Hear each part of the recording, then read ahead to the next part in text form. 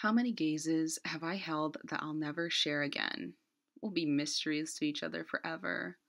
We can hold on to those indelible marks left by strangers, though, and carry that first and only impression for the rest of our lives.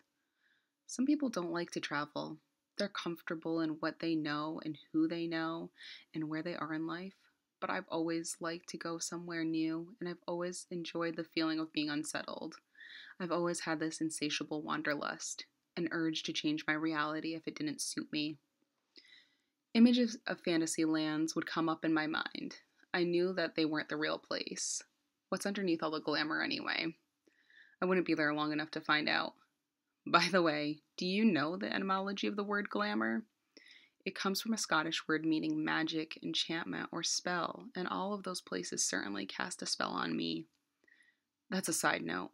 Anyway, all those places were pretty, polished, and ready to be seen because, what you see in the magazines, on TV, and the like are usually all facades.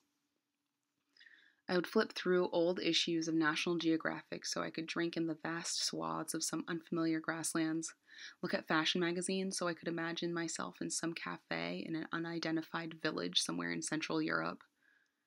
I feel like my first bits of wanderlust were a direct reflection of the way that I wanted to present myself to the world, through a facade.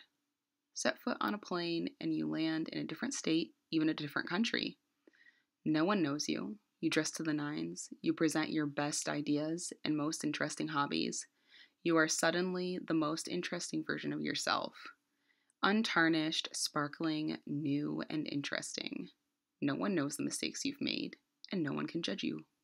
At least not yet. If I picked up and left often enough, I'd be able to keep everyone at an arm's length. I'd be able to keep my facade up. That way, they wouldn't be able to hurt me and I wouldn't be able to disappoint them. As I traveled more and more, though, I found the ugly parts of the places I went to were the most enticing.